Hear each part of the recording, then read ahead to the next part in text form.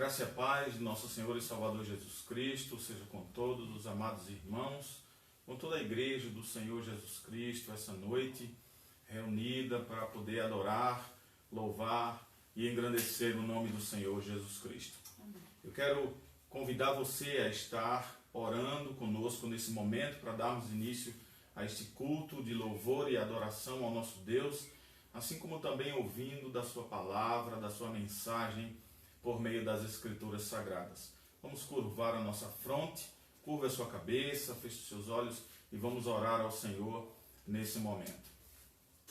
Ó Deus querido e Pai Todo-Poderoso, Criador dos céus e da terra, Pai do nosso Senhor e Salvador Jesus Cristo, nós te agradecemos, ó Deus, pela semana que passou. Te agradecemos pelo teu cuidado para conosco, pela provisão de todas as coisas.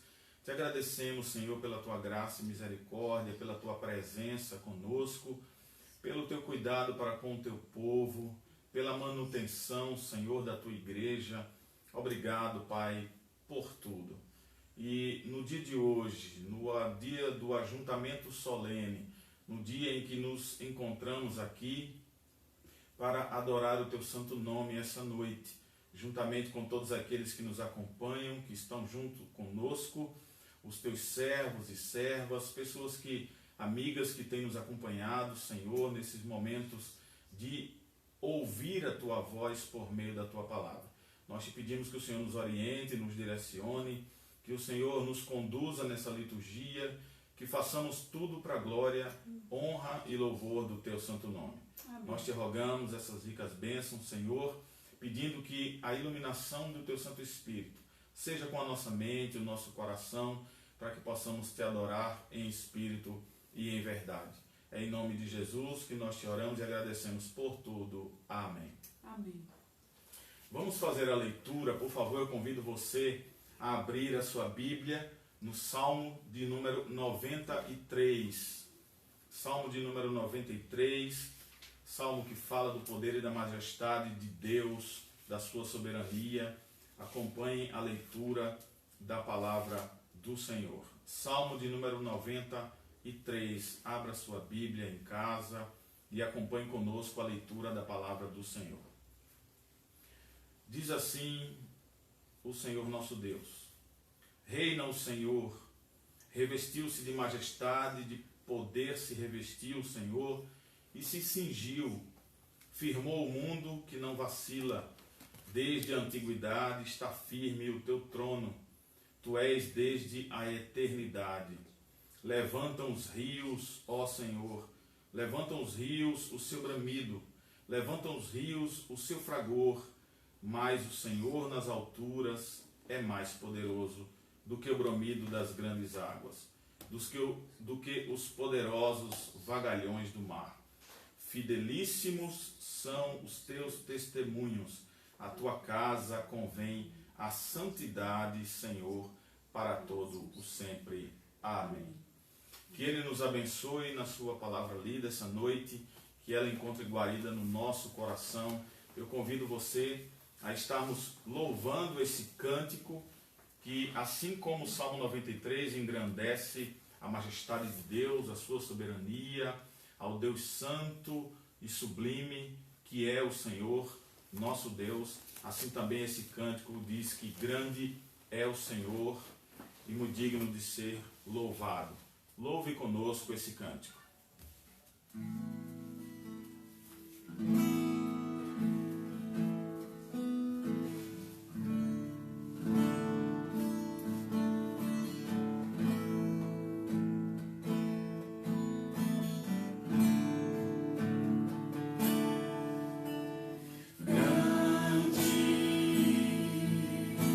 Senhor, e muito digno de louvor, na cidade do nosso Deus, seu santo monte, a alegria de toda a terra,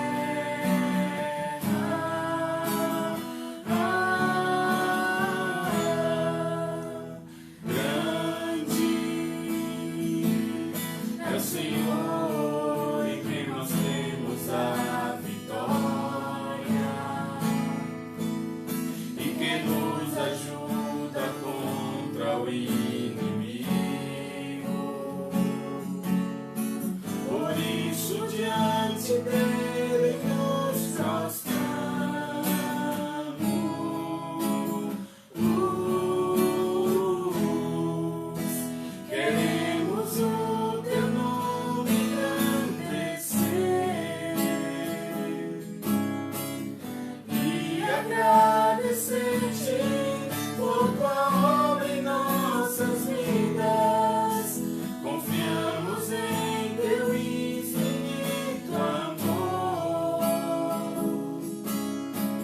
pois só tu és o Deus eterno sobre toda a terra e céus.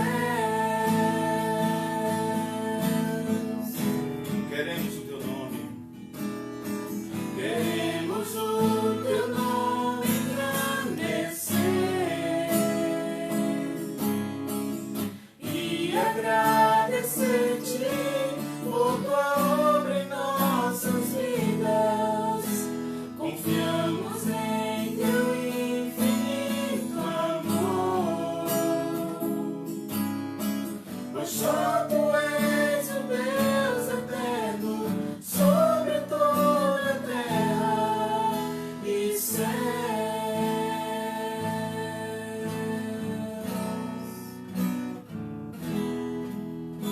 E céus.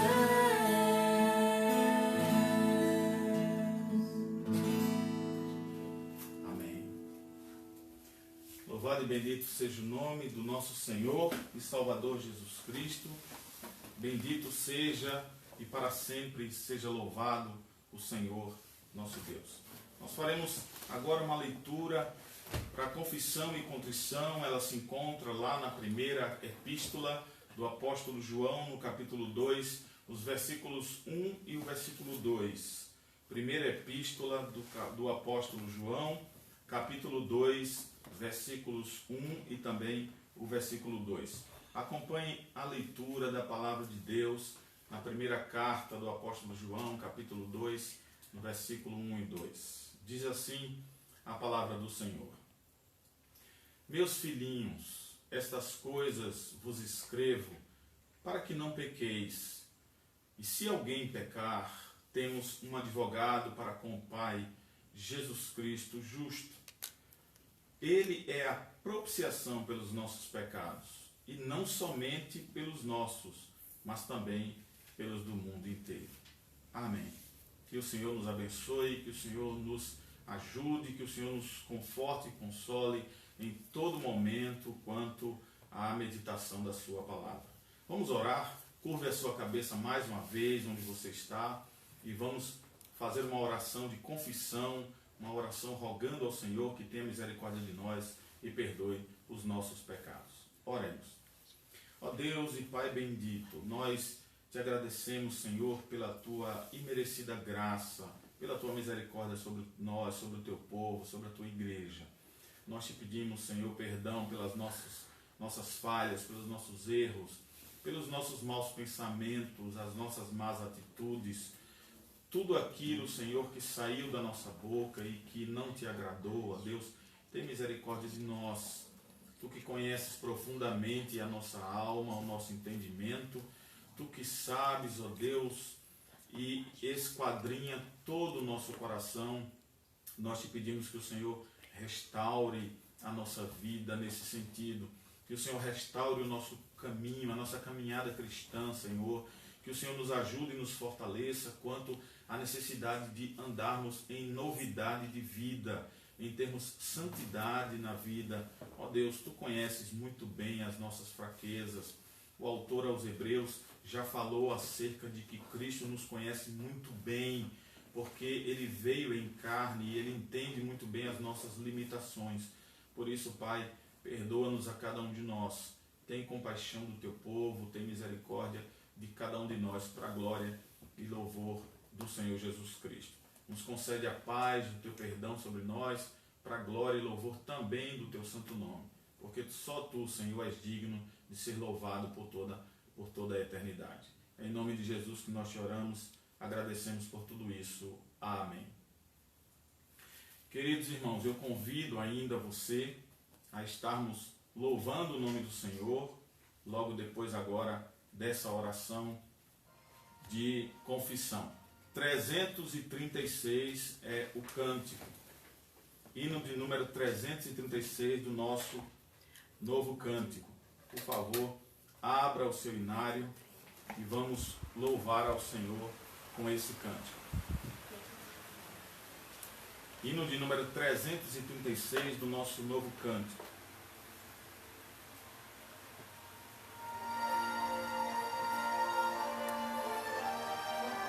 Seja o seu santo nome. Bendito seja o Senhor por toda a eternidade, assim seja e assim seja. Agora eu convido aos queridos e amados irmãos a abrir a palavra de Deus no texto do Evangelho segundo o texto de Marcos. Abra no Evangelho de Marcos.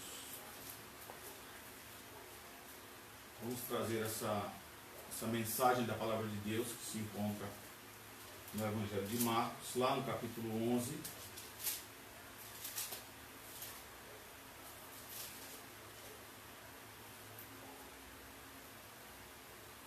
Marcos, capítulo 11,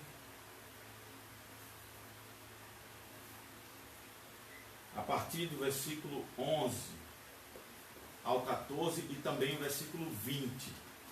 Marcos, capítulo 11, do 11 ao 14 e apenas depois o versículo 20. Na versão atualizada, fica melhor para que todos acompanhem a leitura numa mesma tradução. Marcos 11, do 11 ao 14 e o versículo 20. Diz assim a palavra do Senhor. E quando entrou em Jerusalém, no templo, tendo observado tudo, como se fosse já tarde, saiu para Betânia com os 12. No dia seguinte, quando saíram de Betânia, teve fome, e vendo de longe uma figueira com folhas, foi ver se nela, porventura, acharia alguma coisa. Aproximando-se dela, nada achou, senão folhas, porque não era tempo de figos. Então lhe disse Jesus: nunca mais coma alguém fruto de ti. E seus discípulos ouviram isto. Agora, o verso 20. E passando eles pela manhã, viram que a figueira secara desde a sua raiz. Amém. Vamos orar mais uma vez. Por favor, cubra a sua fronte para que possamos assim, logo depois da oração, pregarmos a palavra do Senhor.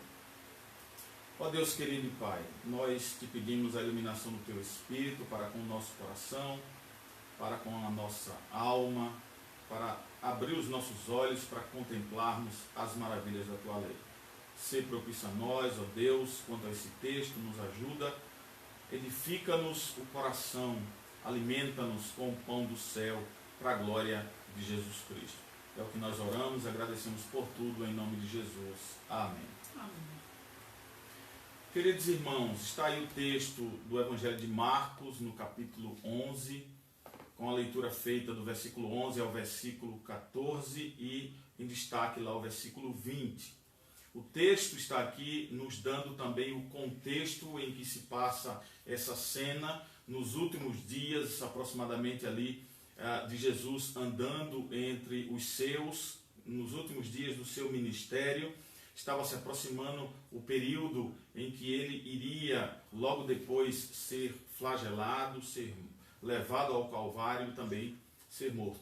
Era essa a semana mais importante aqui da história da redenção desse povo, do povo de Deus e tão somente, claro, da humanidade. Era o segundo dia da sua última semana dos acontecimentos que iriam se seguir acerca do Senhor Jesus Cristo. No relato anterior ao texto que nós lemos, Jesus está chegando a Jerusalém e você vai ver um relato bem preciso em todos os seus detalhes do capítulo 11, versículo 1 até o 11. Você vai ver esse relato todo aqui do Evangelho de Marcos, dado segundo o que ele viu e escreveu.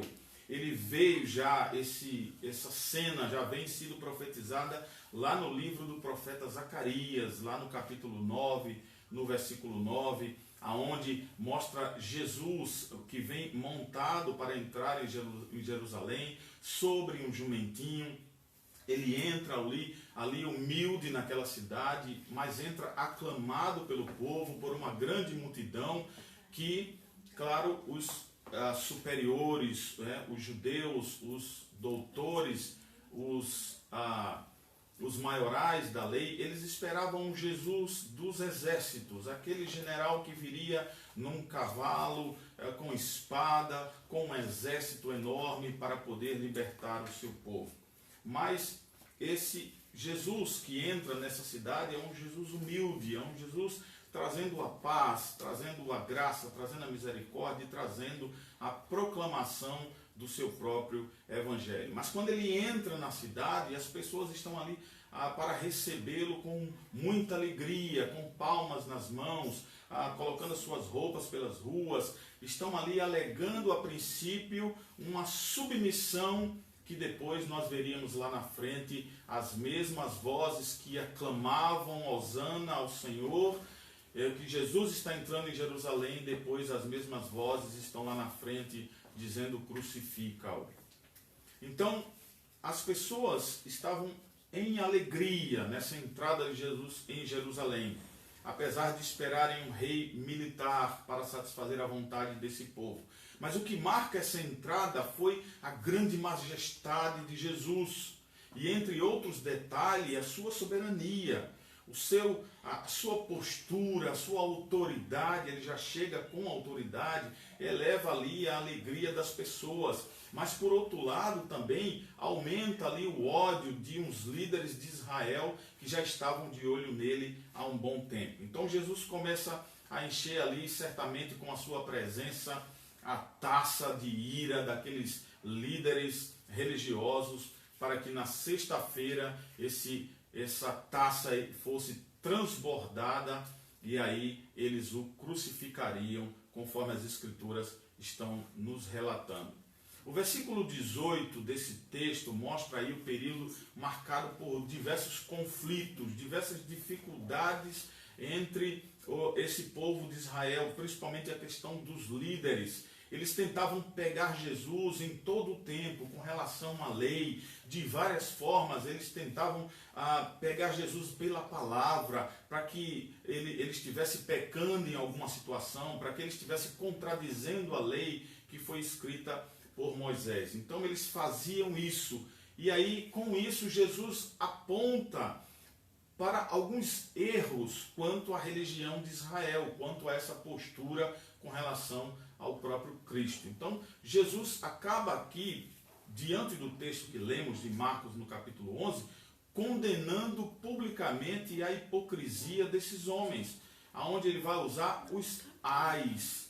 Está escrito lá no Evangelho de Mateus, no capítulo 23, do versículo 13 até o versículo 29, os ais de Jesus sobre a hipocrisia dos líderes de Israel. E essa palavra hipócrita aqui, ela foi muito usada e ela tinha esse entendimento e significado, principalmente nos teatros gregos, onde os atores se apresentavam e nas apresentações eles apareciam sempre de máscaras, ou seja, eles apareciam como uma pessoa, mas que na verdade não eram essa pessoa de verdade. Então a palavra hipocrisia ou hipócrita, ela tem um significado daquela pessoa que aparenta ser uma pessoa, né? Como esses atores encarnavam um personagem, mas na verdade por trás a pessoa era completamente diferente no seu caráter, na sua personalidade. Ela fazia uma representação exterior daquilo que não eram de fato e de verdade. E a narrativa da figueira aqui, ela é completamente clara quanto a isso. Ela é uma grande lição do que acontece quando alguém aparenta por fora ser o que ela de fato não é por dentro, quando ela é examinada de perto, ou principalmente quando os olhos do Senhor Jesus, que penetram o coração e a alma e conhece o ser humano, sabe que aquela pessoa não tem aquele comportamento, não faz parte daquela natureza que ela apresenta. Nós bem lembramos aqui, quando muitos assistem filmes ou assistem algumas telenovelas, e aí percebem e tem depois a frustração de saber que aqueles atores que expõem a sua beleza no palco, na maneira de se comportar, na maneira de pensar, na maneira de falar, naquilo que eles agem, fora deles, fora daquele ambiente ali onde eles usam de hipocrisia, a questão do hipócrita, né, no sentido de estar representando alguém. Então, fora, as pessoas que admiram esses atores, essas atrizes, não imaginam como elas são fora dos palcos, fora das câmeras de televisão. Elas parecem boas, elas parecem prazerosas, elas parecem carinhosas, elas parecem admiráveis, mas quando saem dos palcos, elas têm seus vícios, elas têm seus temores, elas têm seus grandes problemas, suas grandes falhas que acabam por frustrar aquelas que as admiram. Então, talvez alguma vez na vida você tenha se encantado com um ator, uma atriz, e de repente você viu que na vida real você acabou por ver alguma reportagem de que aquela pessoa era completamente diferente daquilo, ou como ela se apresentava ali no teatro ou na televisão. Então, essa analogia aqui, ela faz parte do caráter do texto, onde Jesus está condenando a religião de Israel. É diante dessa hipocrisia que estava a religião de Israel pautada, estava baseada. Ela aparentava ser uma bela religião, cheia de frutos, cheia de verdor, mas na verdade não passava de uma religião hipócrita e sem frutos. Parecia haver zelo por parte dos mestres, parecia haver comprometimento por parte de alguns que estavam ali zelando pela palavra de Deus, buscando conhecimento, se dedicando, e tudo isso está relacionado às belas folhas que havia naquela figueira. Mas, de fato, quanto ao fruto, não havia relacionamento com Deus, não havia sinceridade para com Deus, verdade para com Deus. O que Deus deseja de nós, assim como Jesus desejou daquela árvore, são os frutos verdadeiros, são os frutos autênticos, visíveis, frutos que alimentam e dão vida às pessoas que ouvem o testemunho da igreja e do próprio relacionamento com o Senhor. Vejam, o Evangelho de Lucas, lá no capítulo 3, no versículo 7 e 8, diz assim a palavra de Deus: João dizia às multidões que saíam para serem batizadas por eles. João tinha uma palavra muito pesada aqui nesse texto, ele chamava de raça de víboras.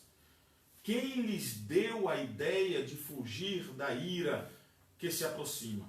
Deem frutos que mostrem o arrependimento e não comecem a dizer a si mesmos: Abraão é o nosso pai, pois eu lhes digo que destas pedras Deus pode fazer surgir filhos a Abraão.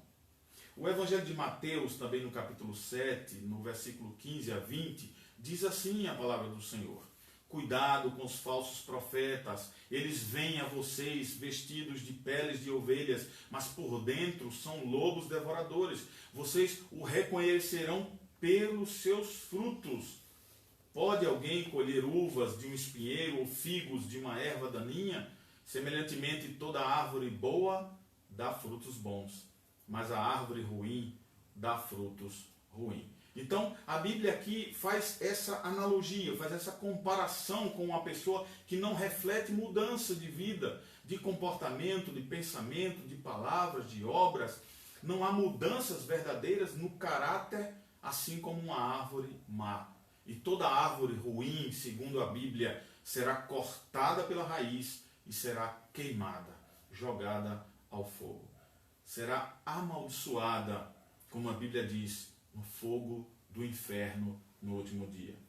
O Evangelho de Lucas, capítulo 3, versículo 9, diz com bastante atenção, advertindo de que o machado já está posto à raiz das árvores, e toda árvore que não der bom fruto será cortada e lançada ao fogo. Mateus capítulo 7, versículo 19, diz que toda árvore que não produz bons frutos também será cortada e lançada ao fogo. Então, esse é o primeiro dia assim de um relato pesado do nosso Senhor Jesus Cristo acerca da religião hipócrita do povo de Israel. E o segundo dia é marcado aí por duas parábolas proféticas que são registradas pelo evangelista, por Marcos, né, no texto bíblico que lemos, e vem, claro, da parte do nosso Senhor e Salvador Jesus Cristo. aonde no texto ele condena a figueira. Essa é a primeira condenação, é a primeira parte da parábola aí, é a condenação da figueira. E depois, em segundo lugar, Jesus condena o templo. Perceba bem, essas duas parábolas aqui, elas devem ser interpretadas juntas, pensadas juntas, porque elas se encaixam, elas têm o mesmo pensamento. O Senhor Jesus está nos ensinando, por meio da essência da proclamação do Evangelho desse texto, de que as duas não se separam, e Ele vai nos trazer à tona e nos dar essa clareza de entendermos acerca dessa parábola. As histórias aqui mostram que o templo, assim como a figueira, tinha beleza por fora. O templo aqui estava representando a religião de Israel, como uma figueira saudável, promessa de frutos, mas por dentro ela estava como sepulcro caiado. Uma beleza externa, mas a podridão dentro era terrível. E não tinha nada de fato que fosse bom. E Jesus viu isso. Diante disso só resta sofrer as penalidades da parte do Senhor Jesus Cristo. Então, há pontos principais aqui no texto, quando lemos, perceba bem, vá para a narrativa, leia o Evangelho de Marcos e você vai ver a construção dessa caminhada de Jesus até essa figueira. Ali no verso 13, na primeira parte A, logo no início do versículo 13 do capítulo 11, Jesus olha para a figueira. Ele está caminhando e ele olha para a figueira. Em segundo lugar, ele vai examinar essa figueira para ver se ela tem frutos. Aí é justamente a parte B do mesmo versículo 13 que nós vimos agora. E em terceiro lugar, aonde nós vimos lá no versículo 20, né, e também é o fechamento ali para essa perícope, mas o versículo 14 vai dar o fechamento também do que Jesus interpretou como vendo a figueira, examinando a figueira e ele condenando a figueira. Então, Jesus olha para a figueira ali no versículo 13, na parte A, e contempla essa figueira. Ele está com fome, ele vai até ela, ele vai ver se ela tem frutos bons, de boa qualidade, para que ele possa comer e matar a sua fome. Então, o texto começa dizendo que Jesus entra em Jerusalém e ele vai ao templo. Ele observa tudo à sua volta, olha os quatro cantos e, como já era tarde, foi para Betânia com os 12. E no dia seguinte, quando estavam saindo de Betânia, teve fome. E aí, vendo à distância uma figueira com folhas, foi ver se encontraria nela algum fruto. Jesus vai ao templo, observa, olha tudo à sua volta e depois vai a Betânia. No versículo 12, no dia seguinte, diz o texto, quando estavam saindo de Betânia, ele tem fome. E aí Jesus, claro, sendo homem, tendo as mesmas necessidades, na qual nós já sabemos que ele encarna em homem, e aí tem sede, tem fome, ele tem cansaço, ele chora, ele tem todas as nossas necessidades físicas. Então, nada diferente de ele ter sede, ter cansaço, ele obviamente teve fome. E aí, no versículo 13, vendo à distância uma figueira com folhas, está lá frondosa, está lá trazendo brilho aos olhos daquele que tem fome, chamativa, como se dissesse: você está com fome, eu tenho frutos, venha comer de mim. Então Jesus, logo à distância, não tão perto, vê essa figueira que chamava a atenção, certamente bastante frondosa, as folhas lindas, brilhosas, muitas folhas, dando uma forma maravilhosa a ela. Ele vai e diz: certamente deve ter frutos ali para matar a minha fome. E ele se encontra com essa figueira e ele para diante dela, mas ele olha, ele examina e vê que não tem fruto nenhum. Era uma região conhecida pela agricultura, aquela área onde Jesus estava andando. Betânia ficava mais ou menos a 4 quilômetros de Jerusalém, com o Monte das Oliveiras ali, cerca de 810 metros de altura, no nível do mar, a uma vista enorme do Templo de Jerusalém. E Jesus, nesse caminho, com essa vista, ele vê essa figueira cheia de folhas. Uma árvore frondosa de folhas. E ela está prometendo frutos. As folhas ali são verdes, são belas. e dão promessa de matar a fome daquele que chega perto. Para alguém faminto era a esperança de grande satisfação. E ele vai ver se encontra fruto nessa figueira. Claro que alguém poderia dizer, mas será que Jesus não sabia que ali não haveria frutos? Porque ele é Jesus, ele é Deus, sim, eu concordo com você. Na onisciência de Cristo, ele sabia que não tinha nada lá. Mas é imperativo que o Senhor aproveite essa visão, aproveite esse momento, aproveite esse contexto para ensinar uma importante lição aos seus discípulos, para ensinar uma importante lição ao seu povo. Por isso ele chega lá e examina a figueira, é o que diz o versículo 13. Aproximando-se dela, nada encontrou a não ser folhas, porque não era tempo de figos. Jesus viu que havia promessa de frutos, mas não encontra nada, apenas folha, nada além de folhas. É falsa a esperança daquela figueira para aquele que tem fome. Ela aparentava, ela prometia o que não tinha. E Jesus esperava ao menos os primeiros e pequenos figos daquele período em que ela estaria botando frutos, mas nem isso tinha. Não era tempo de figos. Uma árvore cheia de folhas fora do tempo está prometendo algo que não pode dar. Perceba bem, olhe a semelhança do que está acontecendo naquele momento. Assim Jesus diz a Israel, olha para Israel. Israel está prometendo frutos, mas não é tempo desses frutos. Mas ele se mostra frondoso.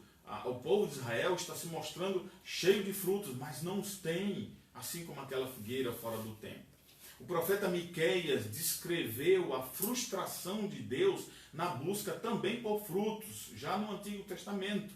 Quando lá no texto de Miqueias, capítulo 7, versículo 1, diz o texto, ai de mim, porque estou feito como as colheitas de frutas do verão, como os rabiscos da vindima, não há cacho de uvas para comer, nem figos temporãos que a minha alma deseja.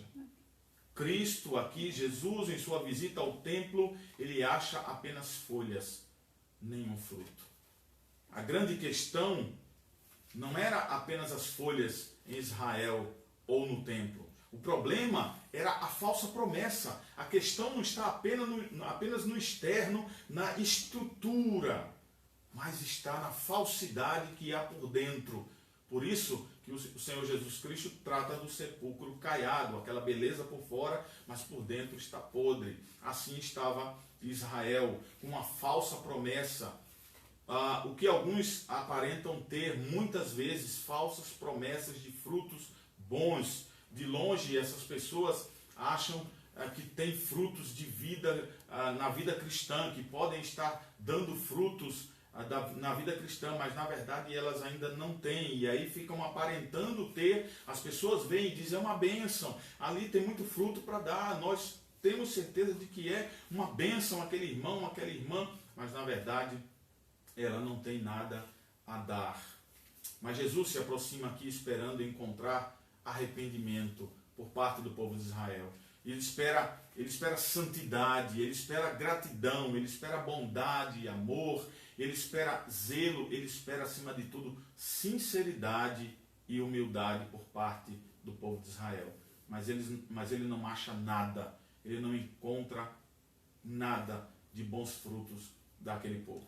Por isso que, veja, o relato ele entrando no templo, ele olha para o templo, para dentro do templo. Jesus já viu o templo suntuoso por fora, mas por dentro não havia nada de bom. Aí é que se liga o templo à figueira, frondosa, bonita, cheia de folhas, com promessas de fruto, mas na verdade Jesus, quando chega lá, também não tem fruto nenhum.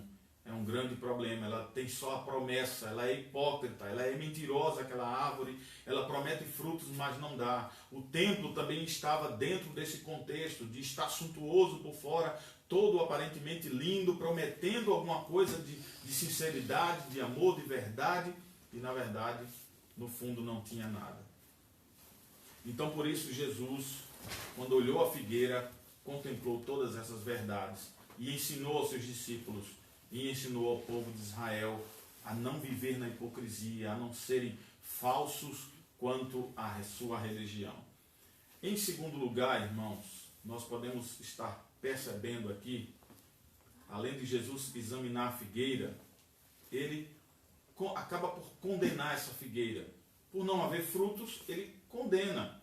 Então disse Jesus lá no versículo 14, jamais coma alguém fruto de ti. Ou o verso 20 lá do texto que lemos, jamais coma alguém fruto de ti. E os discípulos que estavam com o Senhor ouviram isso, porque a figueira prometia frutos, ela parecia saudável, mas ela enganava as pessoas. Ela foi repreendida pela palavra de Deus.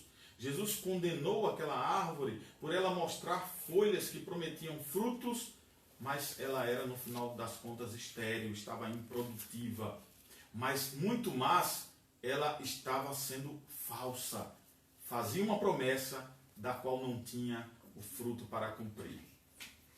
Esse era o grande problema na questão da religião de Israel também. Estavam sendo falsos. Não havia verdade, não havia sinceridade dentro deles.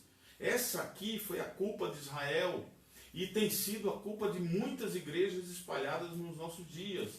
Jesus aqui, como alguém poderia dizer, não foi egoísta de jeito nenhum. Só porque ele estava com fome, Jesus estava com fome, chegou lá, não tinha frutos, então foi lá e logo amaldiçoou aquela árvore e acabou com ela e dizimou com ela. Não é nesse sentido, não é com essa intenção, só porque ele estava com fome e não houve frutos e ele foi, e por alguma maldade ele foi e destruiu aquela árvore. Mas há um ensino profundo aos discípulos aqui, de que Deus reprova a hipocrisia e ele resiste também aos soberbos. Jesus ensina ao povo de Israel, assim como a princípio, veja a estrutura da história. Veja que Jesus entra em Jerusalém e há gozo e alegria, há risos, há saudação. Parece uma grande árvore frondosa que prometia ao Senhor ser fiel a Ele, dar bons frutos, agradá-lo, servi-lo, honrá-lo, louvá-lo e adorá-lo. Mas no final das contas, lá no fim, aquele mesmo grito de alegria para com o Senhor na entrada de Jerusalém se torna em grito de crucifica-o no seu final. Por isso Deus reprova a hipocrisia e resiste aos soberbos. Essa história fala da figueira como sendo Israel, mas também ao mesmo tempo o templo. E o templo hoje não somos nós e não são os templos feitos por mãos humanas. Apesar de Jesus ter entrado num templo feito com estrutura de tijolo, de terra, mas ele usa aquele momento, ele usa esse templo para ensinar uma lição ao seu povo e aos seus discípulos. Lá no texto de Jeremias, no capítulo 8, no versículo 13, diz o profeta: eu quis recolher a colheita deles, declara o Senhor, mas não há uvas na videira, nem figos na figueira. As folhas estão secas, o que lhes dei será tomado deles. Então Cristo esperava frutos espirituais dessa nação, mas a figueira não produzia nada, apenas folhas, apenas aparência exterior, não havia fruto algum. Essa era a situação religiosa do coração do povo de Israel para com o Senhor. O templo também figura a mesma ideia de que era suntuoso, mas quem estava dentro, tratando da lei do Senhor, não estava sendo justo e honesto e agradando a Deus, mas estava sendo hipócrita. Uma figueira seca e destruída representa aqui o dia do Senhor em seu julgamento e ira. O contexto de Miqueias, lá no Antigo Testamento, nos ajuda a interpretar melhor que a ação de Jesus, dessa ação de Jesus com a figueira e depois com o templo. Se você for verificar lá o texto em Miqueias capítulo 7, do versículo 1 ao versículo 6, você vai entender plenamente. Como uma figueira, Israel tinha folhas vistosas, tinha um templo, os sacrifícios, as alianças, a lei, a eleição de Deus e a circuncisão, como Paulo cita lá em Romanos 9, de 2 a 5. Mas não tinham frutos verdadeiros de arrependimento. A lei de Deus não estava dentro do coração desse povo, estava fora, estava em meio à hipocrisia. Havia apenas confissão dos lábios, havia apenas o exterior, havia apenas aqueles momentos em que os doutores da lei, eles, quando jejuavam, iam para as praças andar curvados, com o rosto todo aparentemente cheio de humildade, mas para apenas mostrar que estavam jejuando, mas no fundo Deus conhecia o coração deles, que eles pesavam a lei sobre o povo, que eles esmagavam, colocavam um jugo pesado sobre as costas do povo de Deus. Não tinham frutos, proclamavam com a boca, mas o coração estava completamente longe do Senhor, completamente alienado do altar de Deus. O templo aqui era uma confissão pública do povo de Israel. Tinha frutos para oferecer para outras nações, mas onde há apenas confissão sem folhas, onde há apenas folhas sem confissão verdadeira, há condenação. Por isso, queridos irmãos, nós chegamos a concluir aqui o que Jesus está ensinando ao povo e aos seus discípulos acerca da hipocrisia, com a imagem da figueira que é frondosa, mas não tem frutos, com a imagem do templo que é suntuoso, mas dentro há podridão.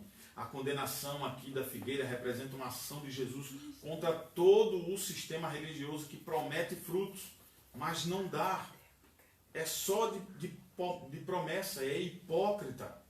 E Israel aqui estava representado também, não só pela figueira, mas também pelo templo do qual Jesus entra e olha tudo ao redor e percebe que não há sinceridade, não há verdade dentro do coração daquelas pessoas. Esse mesmo templo estava na mesma condição daquela figueira. E o povo era uma nação com muitas folhas verdes e bonitas e frondosas, mas não havia fruto algum. Não havia frutos de arrependimento. Então, qual é a ação de Jesus aqui contra a figueira? Ela está ligada à próxima ação de Jesus com relação à condenação do templo. Uma coisa ligada à outra. Jesus condena a figueira, Jesus condena o templo. Jesus não encontra frutos naquela figueira. O templo, que representava a religião de Israel, também não é sincera, também não há verdade, também não há frutos de arrependimento, também não há adoração verdadeira ao Senhor, também não há contentamento e verdade naquilo que aparentemente pregavam, naquilo que aparentemente diziam. O Senhor Jesus Cristo nos tem plantado em um lugar muito fértil, irmãos. Aqui Deus tem providenciado um solo muito bom, muito rico, para que possamos estar dando frutos. Hoje, nos nossos dias, o Senhor tem nos mostrado que através do Espírito Santo, do qual nos examina o coração e a alma, procura também frutos na igreja de hoje. Procura frutos em mim e em você. E não adianta a gente se esconder ou tentar enganar ou tentar contar uma outra história ou ter outros pensamentos, porque o Senhor Jesus Cristo vê além das folhas. Ele vê além de um templo suntuoso, ele vê dentro, ele vê o coração, ele vê a alma.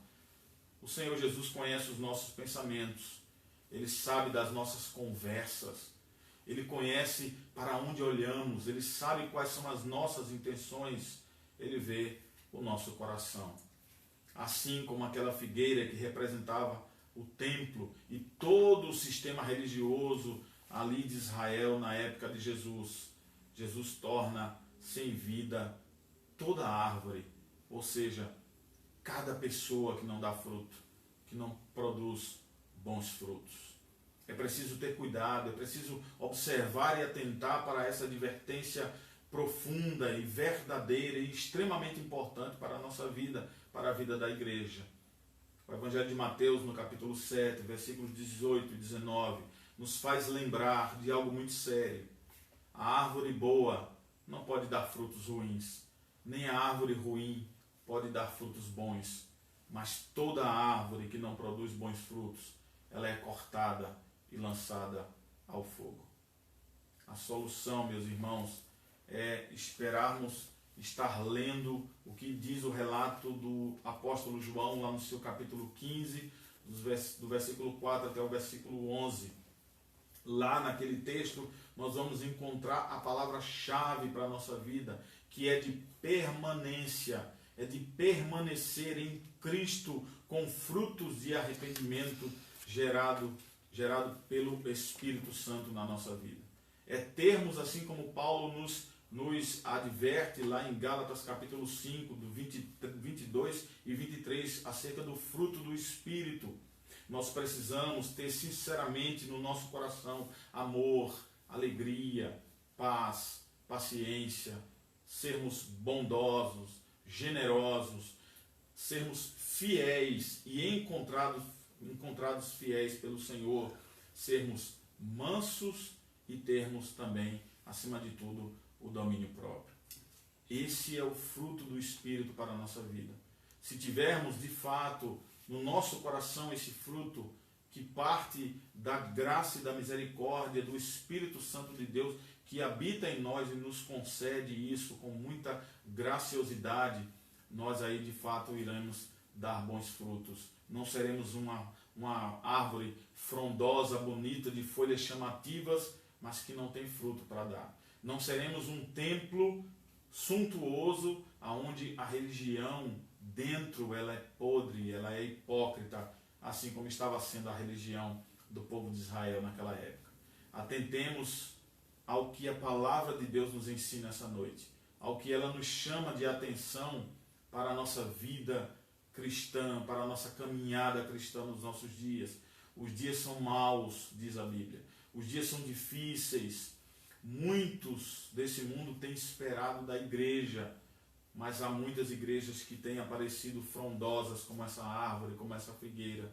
Há muitas igrejas que têm seus templos suntuosos, mas dentro está faltando o amor, está faltando a verdadeira religião, Cristo Jesus. Falta o Evangelho do Senhor Jesus Cristo.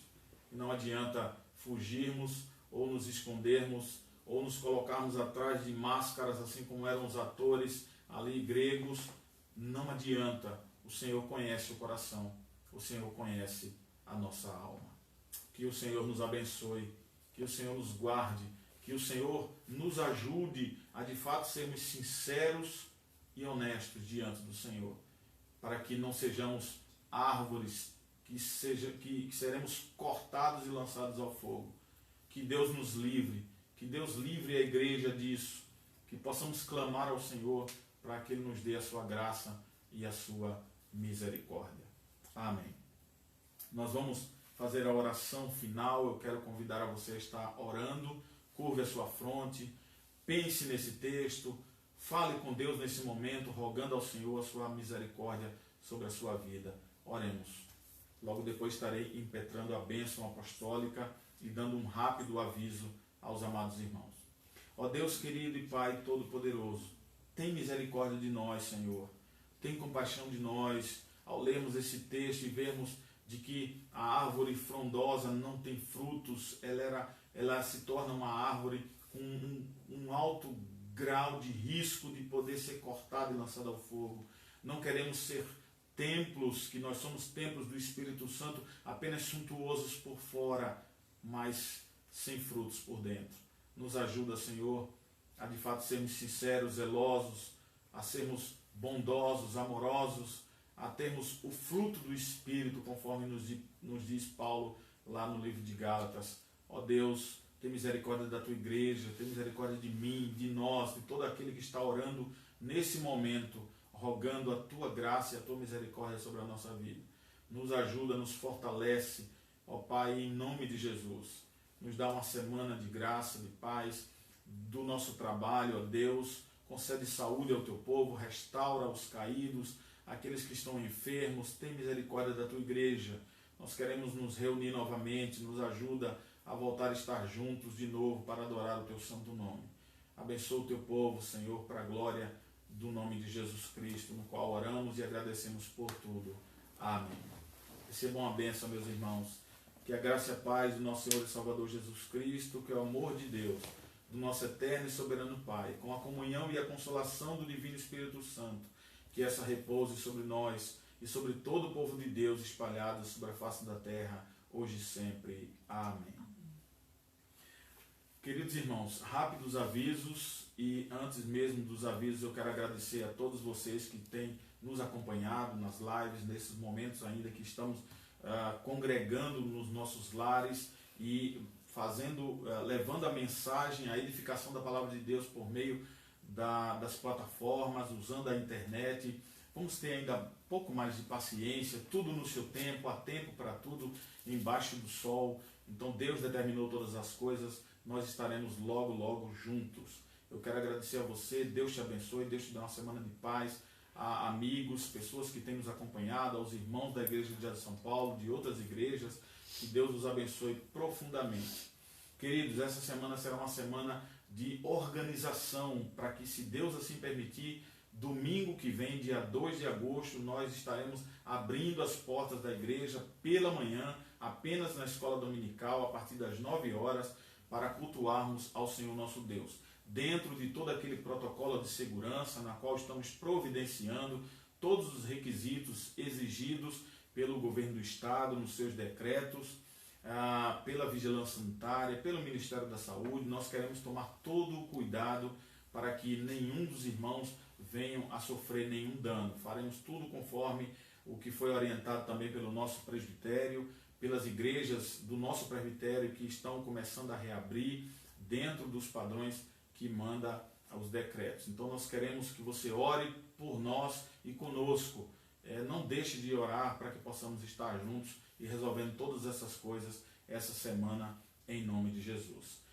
Terça-feira agora, nós teremos uma live com o reverendo Marcos André Marques. Ele foi diretor do nosso seminário, pastor das nossas igrejas aqui em Recife, foi nosso professor lá no SPN. Então nós teremos uma live com ele acerca do sistema presbiteriano. Eu já fiz um post e já mandei para o Zap, para alguns grupos, para o grupo do nosso presbitério, e vou mandar para algumas pessoas. Por favor, replique esse post, convide, participe e ore por esse momento. O pastor Marcos André vai estar falando lá sobre ética e dever no sistema presbiteriano, além de pontuar resumidamente, claro, porque nós temos uma live de 1h e 10, não dará tempo de falar muita coisa, mas ele vai pontuar em resumo o nosso sistema presbiteriano. É muito importante para a nossa vida, no entendimento da nossa teologia, da nossa doutrina e da nossa prática como IPB, como Igreja Presbiteriana do Brasil. Então, nos ajude nessa divulgação e participe para aprender mais acerca da igreja que fazemos parte da nossa igreja local. Tá bom? Então, que o Senhor vos abençoe, que o Senhor vos guarde, que vos dê uma semana de paz e graça, em nome de Jesus. Amém.